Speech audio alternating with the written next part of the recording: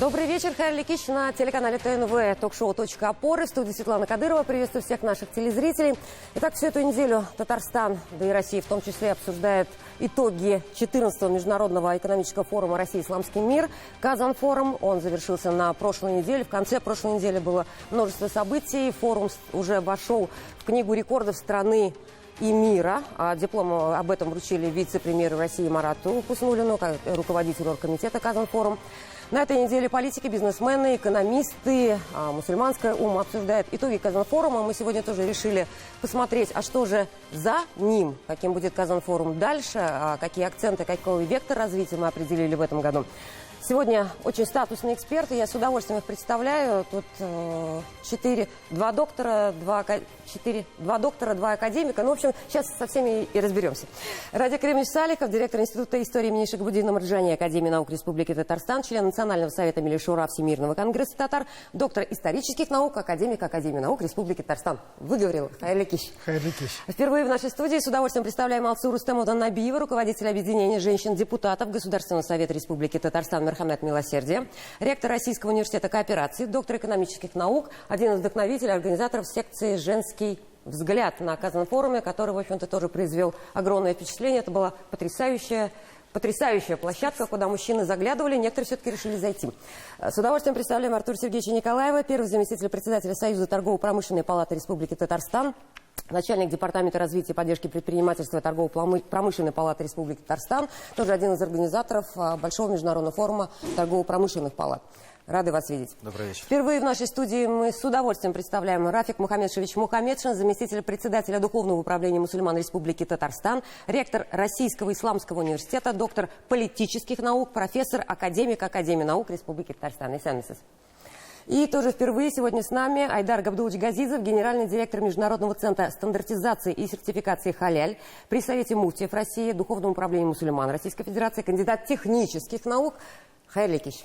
Салам алейкум. Так, вроде бы мы... Рахмет.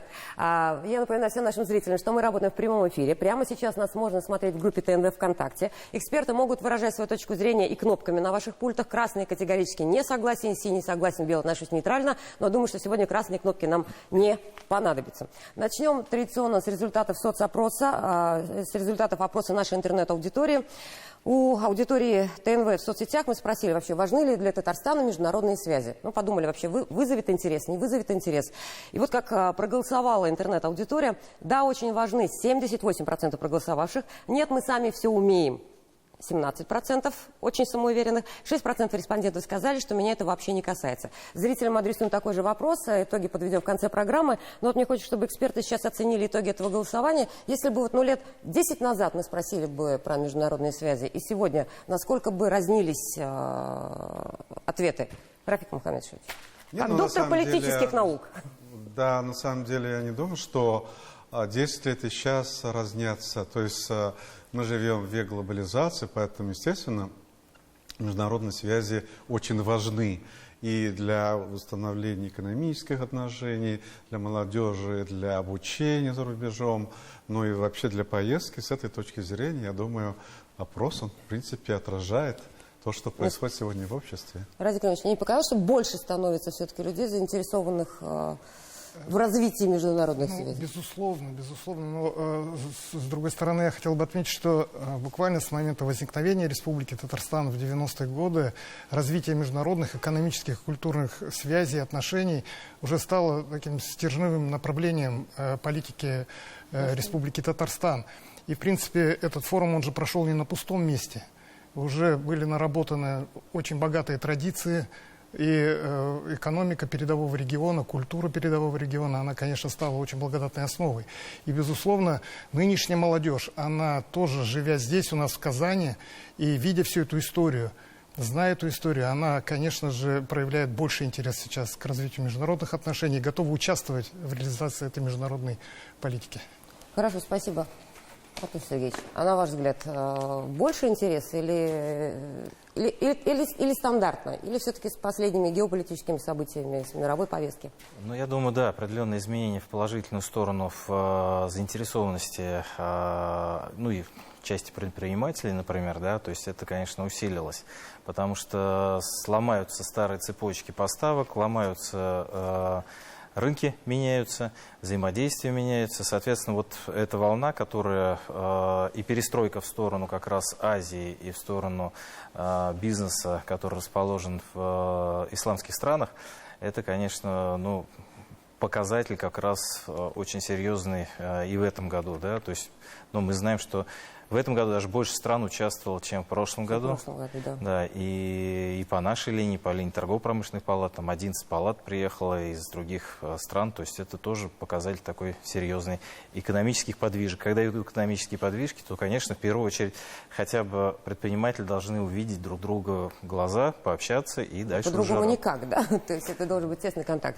Айдар Габдулович, на ваш взгляд, все-таки больше интерес сегодня к развитию международных связей? В принципе, то есть сегодня каждый рядовой, то есть не имеющий отношения, возможно, там, к бизнесу, политике, но, в принципе, для рядового Татарстана, для рядового россиянина? Однозначно больше и для Татарстана, и для всей страны в целом. Те изменения в политической жизни, которые происходят, в хорошем смысле слова, заставляют, согласен с предыдущим коллегой по передаче, смотреть в сторону арабо-мусульманского мира. И мы знаем, что наметились некоторые тенденции в их странах по нехватке продовольствия. И однозначно мы можем занять свою достойную нишу. И без развития международных отношений жизнь в этом плане не будет двигаться. Спасибо, ну, прекрасный представитель женской половины. Раневский меня поругал за это время, но за это выражение. Все-таки, на ваш взгляд, интерес ощущается? Да, я тоже считаю, что интерес ощущается. И вообще в нашей республике выстроен стандарт взаимодействия международного как по экономике, так и по выстраиванию культурных контактов, так и в области образования. И вот на сегодняшний день действительно эти контакты очень важны. Кооперационные цепочки выстраиваются новые. Нам необходимо выстроиться так, чтобы те экономические наши показатели, которые были в области экспорта, импорта, чтобы они за счет новых выстраиваемых цепочек оставались как минимум теми же, или по своим масштабам увеличивались. Поэтому здесь тот форум, который был, конечно, он способствует этому, и не случайно он сейчас приобрел федеральный статус. Но то, что федеральный статус, наверное, заметили все участники, все, кто был непосредственно, да, участниками всех событий. Татарстан действительно, как Радик Кремович сказал, флагман процесса геополитического разворота, да, наверное, России на восток. Это данность. Я сейчас предлагаю послушать, что говорили, как оценивали форум, как оценили форум на самом высшем уровне. Это итоги форума, подход уже к федеральным гостям в том числе. И после этого, наверное, начнем более детальное обсуждение. Предлагаю послушать. И все страны Центральной Азии, Ближний Восток представлены солидными делегациями, министрами, заместителем председателей правительства. То есть это говорит о том, что интерес к форуму и интерес мусульманских стран к России очень большой. И, кстати, я хочу подчеркнуть, что ни одна из мусульманских стран не ввела санкции против России и не поддержали санкции, западные санкции. То есть это говорит о том, что все-таки мусульманские страны наши надежные партнеры. Это первое. Второе.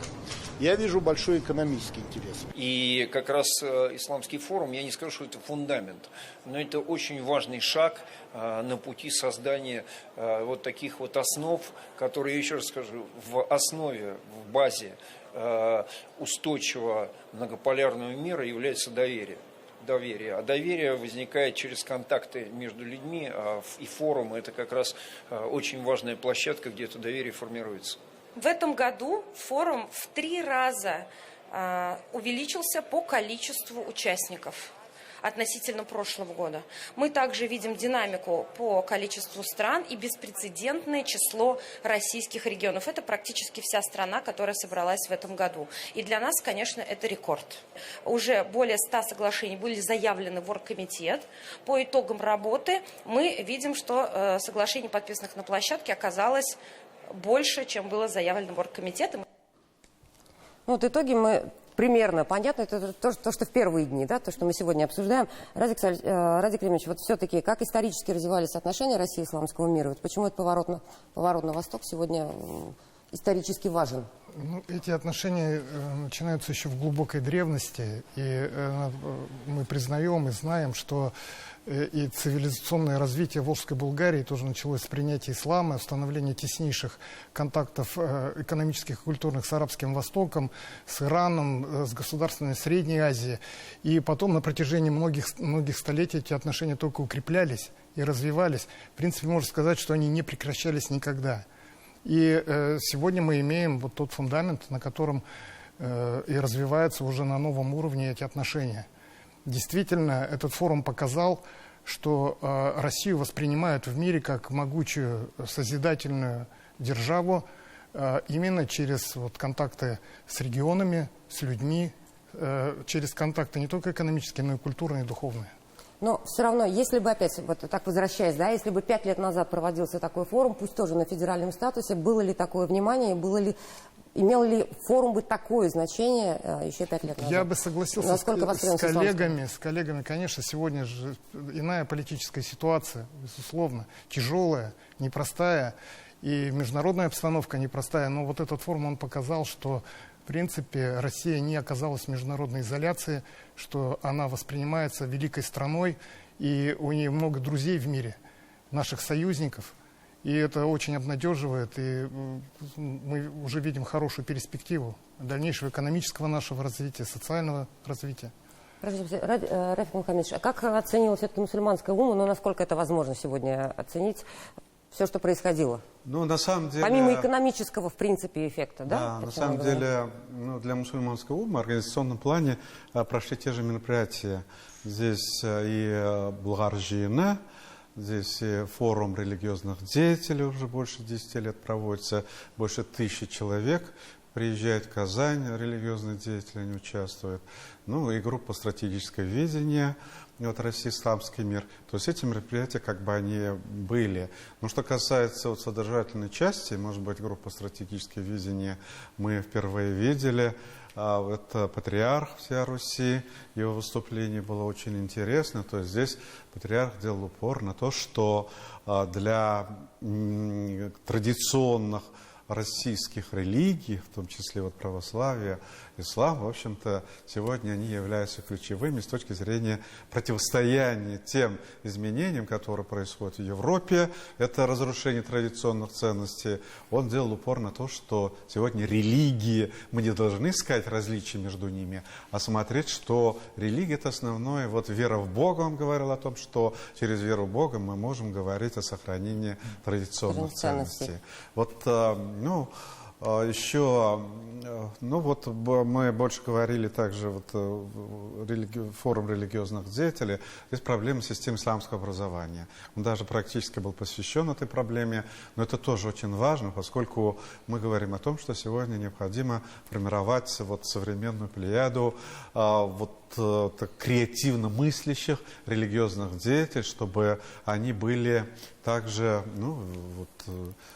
людьми, которые понимают эти процессы, которые происходят и внутри государства, и за пределами в международном плане. Высокообразованные священнослужители, религиозные деятели. Мы сейчас на рекламу прервемся, потом продолжим, не переключайтесь.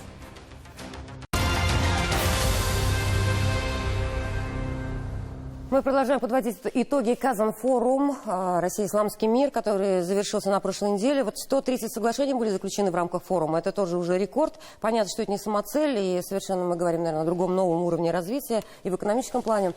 Артур Сергеевич, вот на площадке Казан-форум, да, в рамках Казан-форум проходил международный форум торгово-промышленных палат. Вы говорили, что опять рекордное количество стран в этом году, хотя ожидали обратного. В принципе, насколько был высок интерес? Мы понимаем, что торгово-промышленные палаты, там, они не объединены религиозной целью и так далее. Это абсолютно экономическая вещь. Чем их привлек фактически крупнейший исламский форум? У нас на площадке самая большая делегация была из Ирана. Под руководством руководителя торгово-промышленной палаты Исламской Республики Иран, господин Шафии, приехало 38 человек, и это очень большая была делегация. То есть это как раз бизнесмены, причем они не только с Тегерана, они приехали из разных регионов Ирана. И это показывает ну, высокий интерес и в первую очередь к Республике Татарстан, как к определенному хабу, через который они планируют дальше продвигать свою продукцию. Только на встрече в торгово-промышленной палате, например, с Ираном, с нашей стороны более 90 компаний подошли на встречу. То есть у нас давно тоже такого аншлага не было, что прям вот зал у нас 200 квадратов, и ну, понятно, что 38 человек из Ирана и, соответственно, 100 практически из Республики Татарстан. Не только, кстати, из республики, потому что звонили, ну, другие регионы тоже подтягивались на наше мероприятие, и там и из Башкирии звонили, из Удмуртии звонили, как раз хотели подъехать пораньше, чтобы встретиться именно на нашей площадке с иранской делегацией. Другие делегации тоже были представлены. Это, ну, и Пакистан был представлен, это Узбекистан был представлен довольно-таки серьезно. Буквально совсем недавно был Иннопром, проходил в Узбекистане. То есть это такой, ну, можно сказать, обратный визит. То есть взаимодействие, оно идет, ну, постоянно практически. Уже, да, не проходит месяцы, чтобы из Узбекистана там не приехали, или мы в Узбекистан не уезжали. Сейчас уже после окончания вопросы есть, опять же, по Ирану, то есть есть предприниматели, которые хотят полететь, и мы как раз проговаривали, что один из моментов и толчков для развития взаимоотношений — это как раз развитие прямых перелетов. Ну, будем надеяться, что прямой будет перелет в Тегеран, это еще ускорит взаимоотношения. Почти достигнуто, да. Да, то есть, ну, в июне месяце должны часть делегации и туристического направления съездить туда, и оттуда должны приехать к нам. То есть, в принципе, по всем направлениям уже взаимоотношения. Но они и так были, на самом деле, но сейчас усиливаются, убыстряются, на самом деле. Спасибо, Айдар Габдулович. По халяль, да, Раша Халяль Экспо, крупнейшая выставка. Мы такого даже мы не видели давно. В принципе, тренд на то, что халяль шагает по России, да, о чем вы говорили, в том числе это слоган «Халяль шагает по планете», было видно, был заметен и интерес. Вот опять спрашиваю, халяль 5 лет назад и халяль сегодня. Насколько вот этот шаг, и сегодня Казан-форум дал вот этот дополнительный рывок, движение, толчок для того, чтобы идти дальше? Действительно, есть с чем сравнить. Хочу отметить то, что были представительные делегации. Хочу также отметить, что вместе с иранской делегацией в этот раз была большая делегация из Малайзии. И мне отрадно отметить, что 15 мая прилетела делегация в Москву, они летели в Казань через Москву. И то, что свой первый визит министра сельского хозяйства и продовольственной безопасности Малайзии господин Мухаммад бин Сабу сделал в Московскую соборную мечеть, встретился с нашим руководителем, председателем Совета муфтиев России, духовного правила мусульман России, муфтием шейхом Равиль Хазратом Гайнудином. Эта теплая встреча, мне кажется, дала такой хороший посыл для успешной работы именно малайзийской делегации в нашей стране. В прошлом году в рамках российской бизнес-миссии мы были в Куала-Лумпур, была выставка, и мы видели неподдельный интерес со стороны потенциальных партнеров к нашей российской, в том числе и татарстанской продукции, потому что Татарстан был представлен отдельным стендом. И мы считаем вот этот правильный вход, мы говорим арабо-мусульманский мир, когда мы с хлебом, солью, с молитвами встречаем наших гостей из мусульманских стран в Москве, в Казани. Это очень сильно влияет на правильное начало вот этих вот процессов. И министр был очень доволен, и мы видим по его уже указаниям, которые он давал, то, что в ближайшее время будут синхронизированы вопросы, связанные с ветеринарией. И буквально в июне месяце, иншаллах, Аллах берся, мы ждем уже приезд аудиторов к нам в Российскую Федерацию. Я надеюсь, что в ближайшее время мы откроем Малайзию, которая позиционирует себя как страна с 30-миллионным населением. Они сами хотят покупать высококачественную продукцию халяль и себя видят также хабом. Страны АСЕАН, мы знаем, это регион с самым большим количеством мусульманского населения.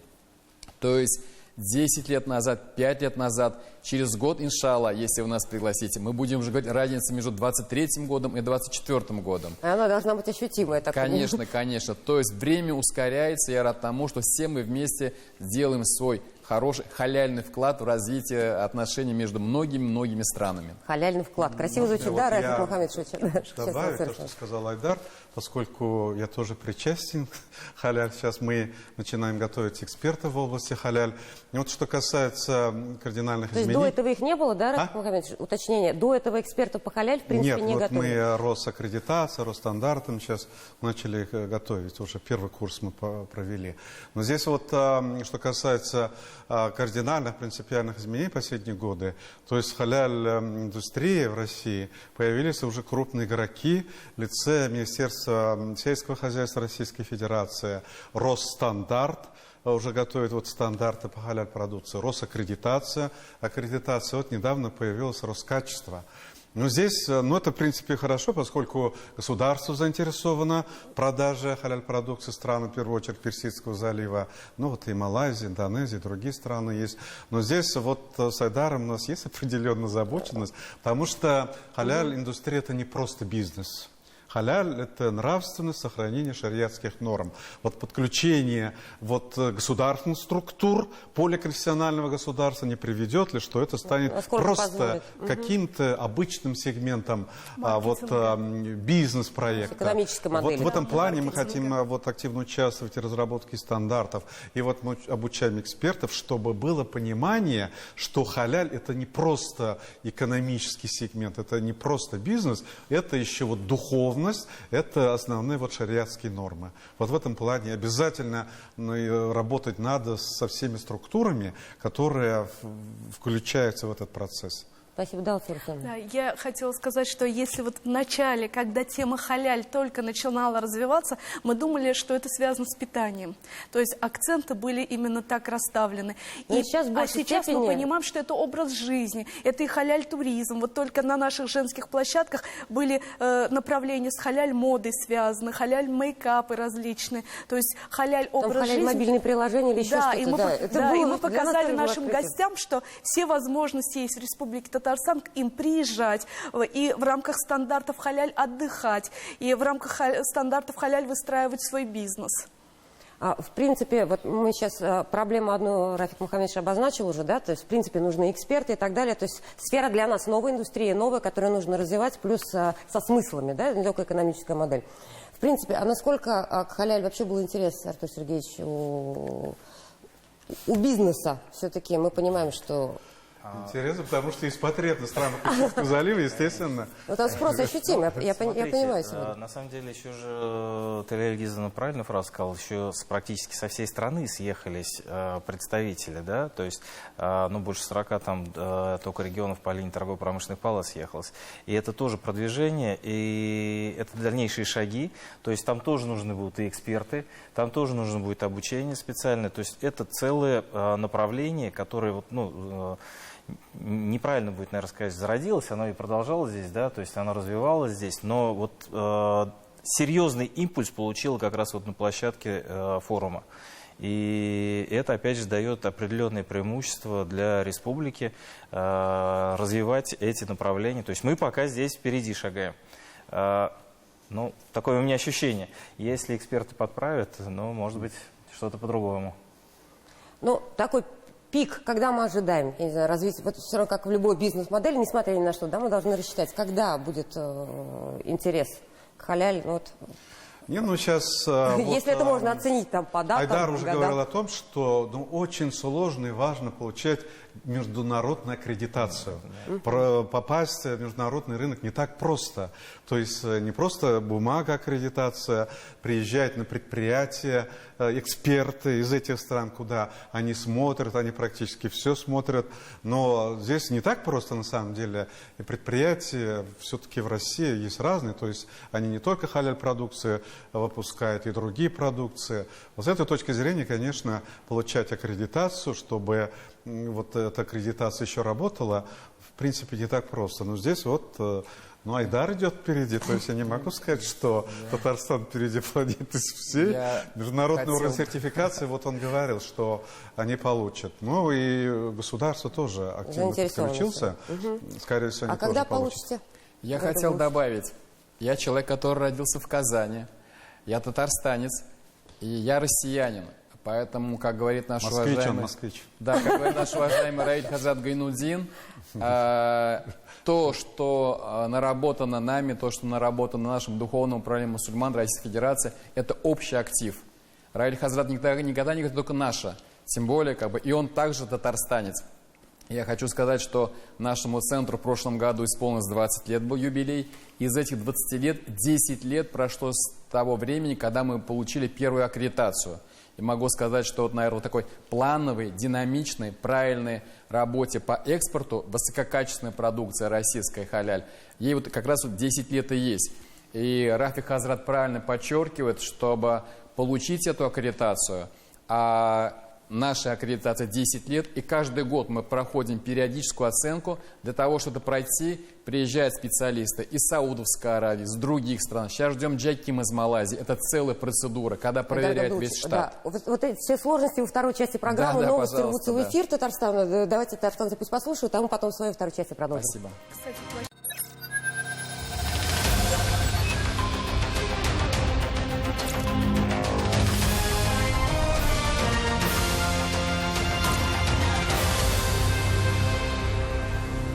Еще раз добрый вечер. Хайрли Кич. Мы продолжаем ток-шоу «Точка опоры». Сегодня подводим итоги Казан-форума «Россия. Исламский мир». Остановились мы на сертификации халяль. Айдар Габдулович, у нас когда ожидается очередная международная сертификация, о чем вы говорили?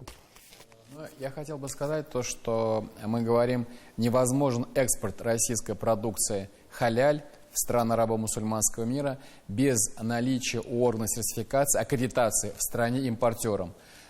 То есть каждая страна, она охраняет свои интересы через процедуру аккредитации, которая подразумевает аудит, то есть выезд специалистов из этой страны в ту страну, которая хотела бы экспортировать ее продукцию халяль в эту страну. Поэтому подается заявка, она изучается, и после этого назначается время, согласовывается, и приезжает рабочая группа, в составе которой есть технический аудитор, эксперт по шариату, которые приезжают и знакомятся с офисом, знакомятся с персоналом органа сертификации, проверяется компетентность специалистов. Допустим, у нас в нашем органе сертификации есть несколько выпускников мясомолочного института. Я сам по первому образованию инженер-холодильщик. Также проверяется компетентность экспертов по шариату. У нас выпускники Академии Аль-Асхар, выпускники, это непростая система. Но вот непростая, на данный момент какие страны мы хотим импортировать? На сегодняшний день наша аккредитация позволяет экспортировать высококачественную российскую, я надеюсь, и татарстанскую продукцию халяль в страны Персидского залива, в страны Северной Африки. И большой интерес к нашей продукции проявляет Иран, вы знаете, и еще раз повторюсь, большие планы у наших экспортеров по работе в странах АСЕАН, Малайзия, Индонезия. Хорошо, спасибо. А сейчас я предлагаю послушать, какую оценку форуму дал раис Республики Татарстан Рустам Минниханов, и потом обсудим. В этом отношении Казань-форум уникален. Вот уже 14 лет здесь происходит интеграция представителей международных организаций, органов государственной власти, финансовых институтов, дипломатических представительств, парламентариев, ведущих инвесторов, топ-менеджеров российских и зарубежных компаний. Только вместе и в условиях доверительного отношения и взаимного уважения мы сможем справиться с вызовами нового времени и решить все задачи, которые ставит перед нами современность. Спасибо. Раис Республики Татарстан зашел в одну из секций. Не знаю, кто-то был, женский взгляд видел или не видел? Не были, да? Женский взгляд. Впервые была секция, абсолютно женская, организована. Я не говорю про то, что это был розовый павильон. Сколько тонн цветов там было? Был невероятный павильон, невероятное количество цветов. Даже не хочется называть количество, но мы претендуем на то, что это самое большее количество цветов на форуме. То есть, еще один рекорд, да? Цветочный. Да, мы хотим попасть вот в определенный рейтинг рекордсменов именно по оформлению нашего женского трека. Когда туда зашел раис Республики, главная фраза, которую он сказал вместе с вице-премьером, был Маратом Хуснули, сказал, что благодаря этой секции форум стал в 10 раз красивее. Это было бесспорно. Один из модераторов была мисс Бахрейн, которая для всех журналистов и для всех нас стала откровением. Прекрасно говорит на русском, потому что я мама татарка. Да. И, в общем-то, она представляет сегодня женщин мусульманского мира. Но что было главное на этой секции для нас, журналистов, 40 человек только от ТНВ были аккредитованы, работали там, то, что здесь сломали абсолютно стереотипы женщины в мусульманском мире. Это были потрясающие бизнес-леди, потрясающие мамы, открытые. Да. Мы все-таки привыкли мыслить стереотипами и шаблонами. Почему было решено открыть эту сессию? Что у вас происходило? Это были девичьи разговоры, да, либо это был все-таки достаточно серьезный, в том числе экономическо-политический блок? Экономическо-политический блок, разбавленный, наверное, женскими разговорами в рамках культурной программы. Так. О чем разговаривают женщины мусульманского мира? Очень интересные были площадки, посвященные и предпринимательству женскому. И у нас были площадки, связанные и с мусульманской благопристойной модой, и со здоровьем, и с образовательными программами. Кроме этого, мы на нашем женском треке презентовали премию, которую учредило правительство Республики Татарстан имени жены пророка, названной именем жены пророка Хадиджи бин Хуайлид, бизнес-вумен. И вот уже начиная с этого года мы собрали членов попечительского совета. Многие наши гости сами выразили инициативу, желание войти в состав попечительского совета. И вот в течение всего года мы будем принимать заявки, чтобы на следующий год уже выбрать и обозначить в рамках данной премии, значит, такую девушку, такую женщину, которая будет принимать участие. К нам зашел Рустам Нургалиевич, и мы, все женщины, были очень признательны. Естественно, они захотели сфотографироваться с нашим Раисом. Девочки такие, девочки. Да, и вместе с Маратом Шакирзяновичем. И здесь мы очень рады, что наш женский трек, он выполнил задачи, которые перед нами и Организационный комитет поставил, наш федеральный, и конкретно поставил Рустам Нургалиевич. У нас были критериальные показатели. Мы очень хотели, чтобы у нас приехали девушки высокого уровня, и у нас было действительно шикарное представительство. Вот Пурнима Ананд, президент Международного форума стран БРИКС, тоже была на нашей площадке по благотворительности.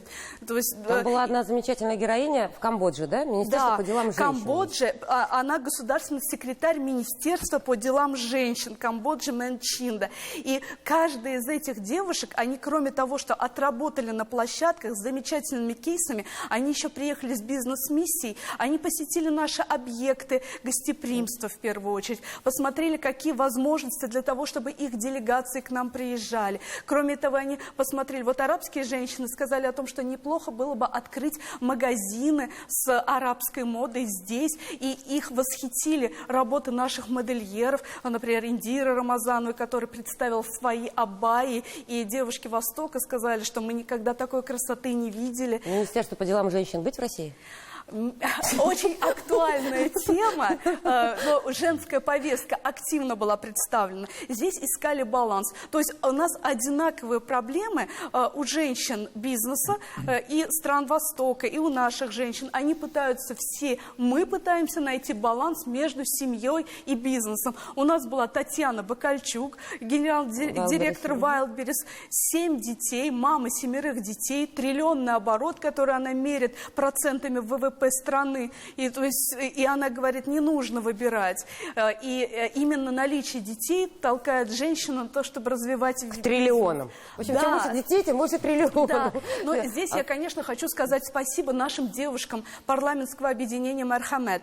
Каждая из них отвечала за отдельно взятую площадку, и вот этот вот контент мы выстраивали с нашими уважаемыми спикерами, которые ехали в Казань, дистанционно, разговаривая с ними, обозначая ключевые моменты. У нас большое количество соглашений, в 2 раза больше, чем мы планировали, подписались на нашей площадке. Люди знакомились, был такой невероятный нетворкинг. И с санаториями из Таджикистана, которые тоже хотят обмениваться опытом с нашими санаториями, вот наша Федерация профсоюзов. Узбекистан приехал, деловые женщины подписывали соглашения о реализации различных проектов. Наши женщины-бизнесмены, Рузеля Тимиргалиева, на поставку продуктов продуктов из Арабских Эмиратов. То есть те женщины все сделали, пока мужчины обсуждали. Задачи, я так поняла, да? Задачи, которые... Но очень еще хотела бы отметить, что вот Галина Николаевна Карелова, заместитель, значит, Валентины Ивановны Матвиенко, она выступила с инициативой, что необходимо создать объединение женщин, по примеру, параллельно G20, но чтобы у нас была женская двадцатка. Женская лига. Да. Чисто видим. Министерство по вопросам женщин, мне кажется, все-таки не надо. Женщины у нас и так активные. Тяжеловато будет, если такое министерство. Это вот наши патриархальные мужчины сказали, что не надо. Ну, в принципе, в Камбодже существует, может быть, там проблемы женщин больше, да? Может быть, этим вызвано. В принципе, сейчас Алсу Рустамовна сказала, по каких проектах будут продвигаться дальше, да? То есть мы сейчас говорим, что арабские женщины бизнес-проекты. Рафик Мухаммедович, на ваш взгляд, какие вообще, в принципе, интересные проекты вы там увидели, которые хотелось бы сегодня реализовать и за которыми сегодня вы видите будущее, в принципе?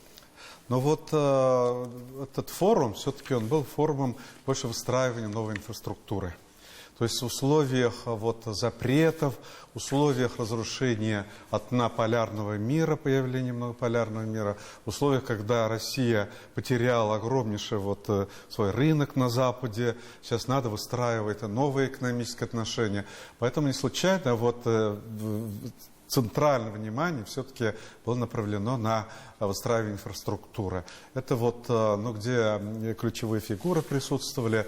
Это, например, логистическая инфраструктура. Это север-юг, сейчас это Астрахани. Ну, что касается запад-восток, инфраструктура уже выстраивается. Экономическая инфраструктура. Сбербанк пытается реализовать халяль в исламских финансах. Ну, халяль продукцию тоже говорили. Мне кажется, это очень важно, потому что сколько угодно можно заключать договора, но если у нас не будет выстроена эта нормальная инфраструктура, то есть довольно сложно будет их реализовать. Вот с этой точки зрения это одна из ключевых проблем, мне кажется. Спасибо, Артур Сергеевич, а на ваш взгляд, какие самые интересные проекты были, что уловили, и либо какие-то акценты, за которыми дальше будущее? Ну, уже совершенно справедливо сказано, направление это все-таки логистическое, это север-юг, который. И это не просто Иран использовать как хаб, а Иран использовать с точки зрения поставки продукции со всех стран АСЕАН и с Индией. Есть уже тоже определенный Пакистан, есть определенная заинтересованность уже с этой стороны. И не зря, наверное, прямо непосредственно перед началом форума было уже подписано соглашение о 164 километрах, которые должны, железных дорог, которые должны построить. Большое по иранскому направлению еще большие ожидания от работы банковской структуры, потому что инфраструктура это да, но еще и вопросы начинают вставать, как оплатить, как получить платежи. Вот это направление тоже очень серьезное для многих. И то, что ВТБ открыл свой филиал в Иране, то, что Сбербанк сейчас рассматривает возможность, это уже дает плоды на самом деле, потому что те структуры, которые сейчас находятся здесь на передовой с точки зрения оплаты, да, они уменьшают процентные свои ставки, с которой они срезают, да, для себя в свой карман. И это дает, опять же, возможность для предпринимателей с большей вероятностью выходить на новые рынки, на новые регионы. Малайзия, Индонезия. С Малайзией у нас действительно, я помню, даже и на первые форумы, которые проходили, и всегда проходили с большим количеством малайзийских представителей. Индонезия была представлена тоже на направлении интересно. Мы сейчас прорабатываем, кстати, скорее всего, возможность поехать и на выставке как раз уже есть заинтересованности. Малайзия, Индонезия и Иран, скорее всего, тоже уже есть заинтересованности от предпринимателей. Спасибо. Мы сейчас прервемся на рекламу, потом продолжим, не переключайтесь.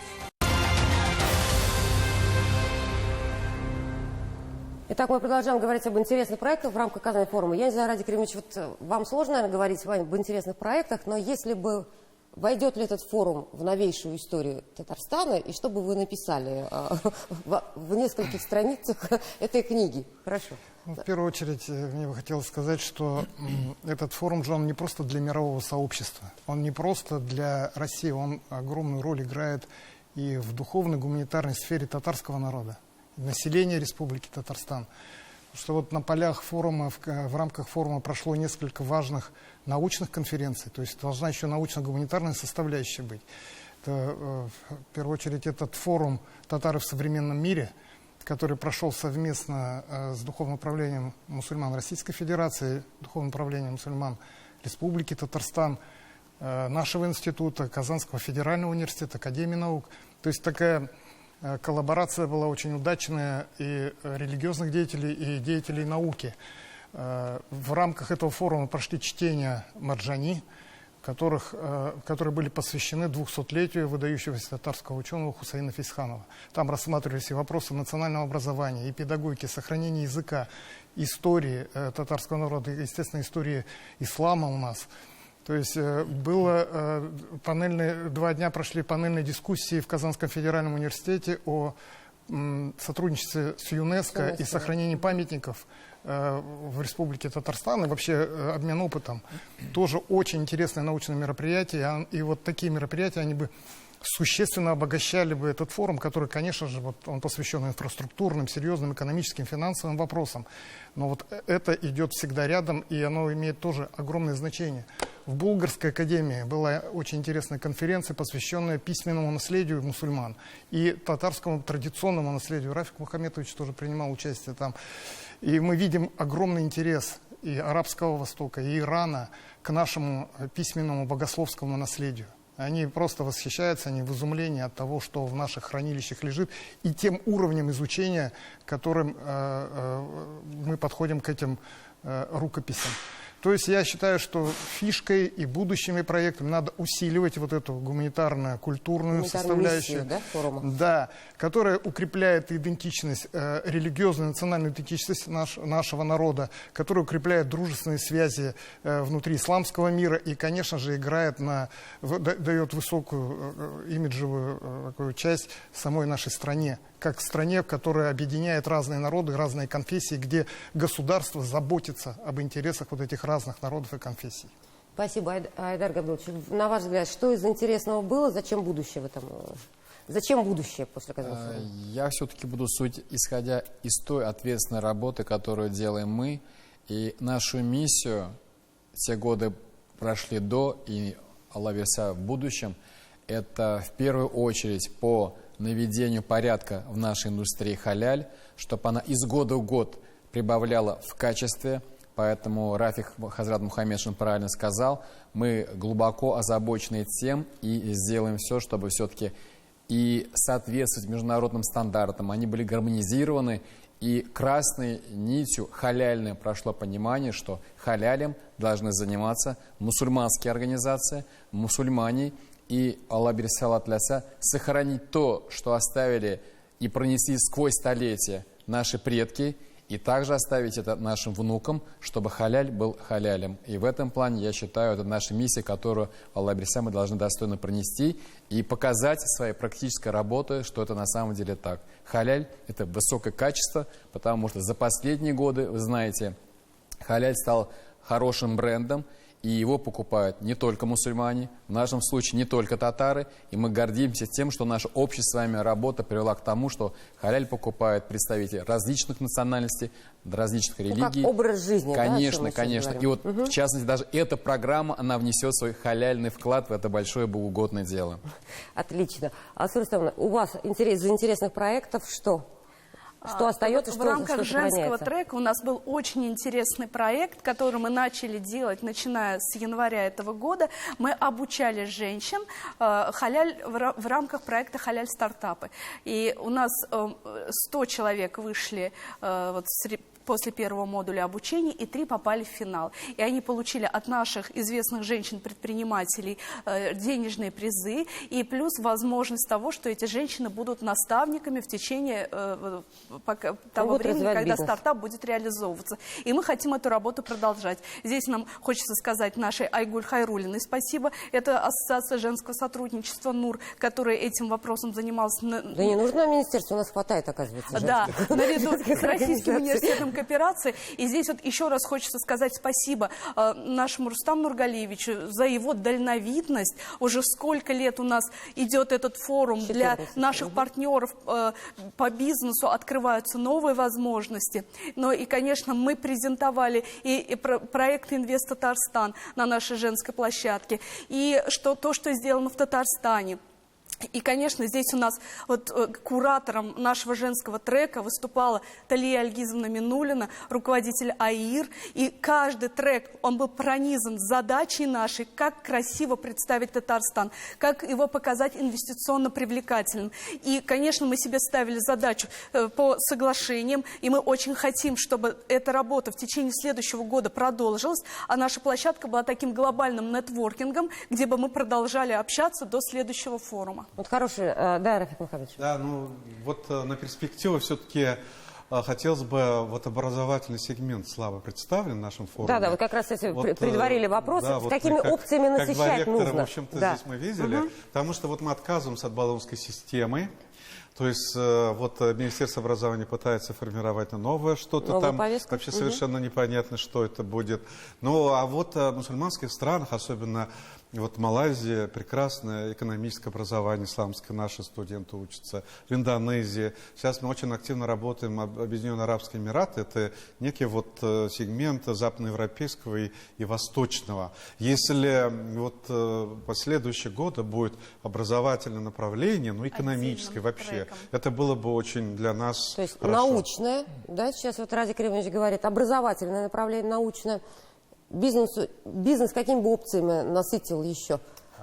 До такого премиум люкс-сегмента. 2 дня проходили, ну, у нас был отдельный трек по линии торгово-промышленных палат. И, наверное, ну, помимо там и семейный бизнес, и привлечение инвестиций. Да, оказалось, что у нас вообще нет понятия семейный бизнес юридически, да? То есть вот прозвучала одна, наконец-то, идея. Ну, да, закрепить как бы это направление. И, в принципе, торгово-промышленная палата уже не первый год об этом говорит. И, я думаю, уже выходим на финишную прямую, когда на федеральном уровне все-таки это будет закреплено. И, ну, из наиболее интересных все-таки круглых столов и мероприятий, которые провели, это все-таки, я считаю, наверное, это диалог между Россией и Ираном. Ну и, соответственно, если вот такие межстрановые, то есть там были как и предприниматели, там были и государственные служащие, то есть, соответственно, ну, такой на высоком уровне, и могли пообщаться. То есть вы вообще сокращаете, Казань форум, ситуация сокращает расстояние, и любой предприниматель из Татарстана имеет возможность поговорить. Вот конкретно с конкретным предпринимателем из Ирана, из Малайзии, из Турции, там B2B встречи проходили с турецкими компаниями. Вот эти вот межстрановые, они, наверное, будут тоже интересно, если развивать дальше. То есть там, опять же, там с Малайзией, с Индонезией, с другими странами. То есть это будет более так продуктивно. И я еще что себя поймал на мысли, на самом деле. Вот закончился форум, но работа-то не закончилась. Работа продолжается уже наверное, к следующему форуму. И вот этот вот целый год, в принципе, подготовка к этому форуму, это тоже вот такая волна определенная, которая, ну, на которой работают вот все присутствующие здесь, не только здесь, да, у всех большие команды, которые работают в этом направлении. И это командная работа, на самом деле. Большое хотел сказать тоже спасибо организаторам и Талии Альгизовне, которая, ну, 24/7, я там не знаю, даже не 24, наверное, 124/7, да. Больше, То есть это вообще, конечно, ну, очень было непросто и по масштабу очень объемно, и тем не менее, вот, ну, республика сделала это. Все, без единой шероховатости. Дарья Абдулович, на ваш взгляд, чем нужно насыщать Казань форум еще? Какие опции нужны, какие направления? Вы знаете, я думаю, здесь должен быть формат, когда именно то, что касается нашей работы, когда можно показать, человек обратился за сертификацией и показать вот этот положительный кейс. Ну, то есть тоже обучение, да? Абсолютно верно, да. То есть я соглашусь с уважаемым Рафик Хазратом в этом плане. То есть, да, нужно побольше показывать положительные кейсы. И я часто повторяю на тех или иных выступлениях, что, вы знаете, нужно активно вовлекать в развитие индустрии халяль представителей малого и среднего бизнеса. им, как правило, тяжелее всего. Если наши большие предприятия, экспортеры, они имеют возможность, допустим, содержать целые департаменты, целые этажи по внешнеэкономической деятельности, по экспорту, то именно нужно поддержать малого предпринимателя.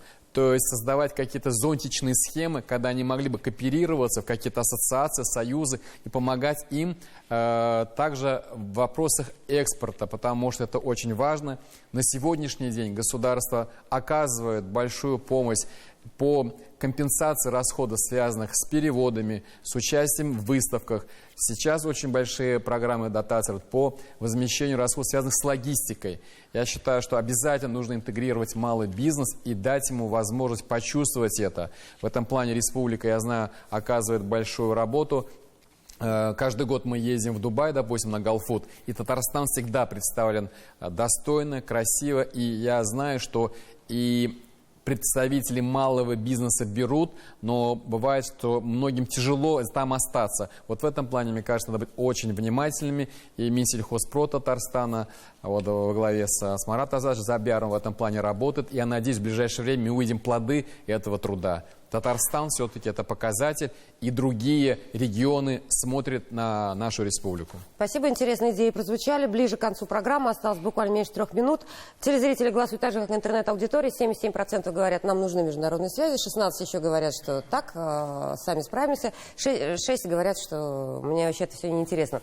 Если можно, коротко, личные впечатления. Чем удивил Казань-форум, Алсу Рустамовна? Буквально одно предложение. Огромным количеством интересных людей, которые свои кейсы не стесняются делиться, рассказывают, очень открыты к диалогу. Ну и женская площадка своим вот духом, своей атмосферой вот, и новыми возможностями, которые для женщин появились именно в рамках этой площадки. Надеемся, что в течение года будем работать более активно. Хорошо, Рафик Мухаммедович, личные я был ощущения? не то что удивлен, вот был доволен, восхищен, что многие заново открыли вот Татарстан-Казань. То есть для них это было действительно вот такое открытие во всех отношениях, и туристическом, экономическом, во всех отношениях. Вот это тоже один из заслуг вот форума.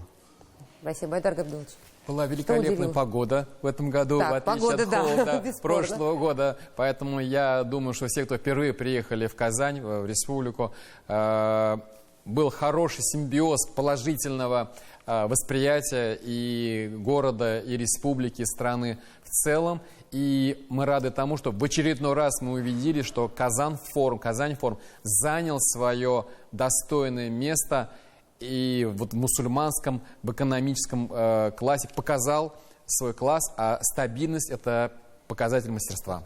Спасибо, Артур Сергеевич. Наверное, положительной энергетикой, потому что все люди, которые были, они действительно чувствовали, что готовы были поделиться и своими возможностями, и готовы были сотрудничать. Да, многие открыли, особенно там регионы и Татарстан, и программа не только экономическая и рабочая программа, а та культурная, которая была организована, и Свияжская, и Болград, на самом деле для многих было открытие, что есть такие точки, я разговаривал там с пакистанцами, они говорят, мы первый раз здесь находимся, то есть ну, просто поражены вашими культурными возможностями и готовы приехать в следующий раз в Татарстан еще. Радик Ильич, вас что удивило? Меня поразило и приятно. Это мировой масштаб события, который происходил в столице нашей республики. Это главное, Казань, Татарстан подтвердили, возродили и возрождают репутацию окна на восток великой российской державы. Хорошо, спасибо большое, эксперты. На следующий год нас ждет еще и БРИКС. Я думаю, что вообще можно будет обсуждать много чего интересного. Действительно, статус был большой. Сравнивали с ПМФ, сравнивали и с проведением универсиады по масштабу. Действительно, все удалось. Хочется поблагодарить вас за то, что вы были организаторами и участниками, всех организаторов Казань-форума. Это, на самом деле, историческое событие. Всего доброго, до свидания.